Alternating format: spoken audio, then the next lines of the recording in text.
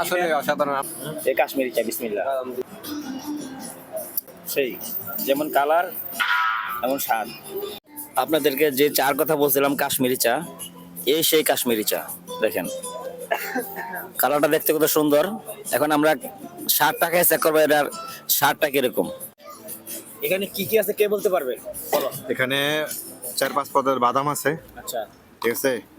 তারপরে সম্ভবত গোলাপের ফ্লেভার আছে। দুধ তো অবশ্যই আছে। গোলাপ জল নাই। না, গোলাপ জল নাই। দুধ তো লাজিম আছে। আর একটা কালারের জন্য কি দিছে আই ডোন্ট নো।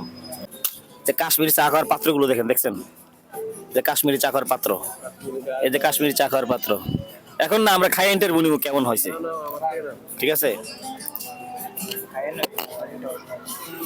আমার তো সেম মনে হচ্ছে, বাট আমি অন্য একটা বলতে চাচ্ছি। আচ্ছা এই জায়গার লোকেশন হচ্ছে যে Ajman industrial area 2 emerald gas পাম্পের লেফট সাইডে, রাইট সাইডে ডে টু ডে মার্কেটে একটু ভিতরে ঢুকলে পেয়ে যাবে। প্রমোট করব না আমরা, এটার রেস্টুরেন্ট হচ্ছে যে রাহাত রেস্টুরেন্ট। যারা আল রাহাত, না, যারা আল রাহাত চিনেন, এখন চা খান না কাশ্মীরে যান, তারা চলে আসবেন। তোমার কি অবস্থা? খুবই সুন্দর। কি কি আছে বলতে পারবা? খাইয়ে নই তাই কমান, যা আছে খাই লই। খাইয়ে নই পরে পুরো খাইয়ে নই পরে কমান।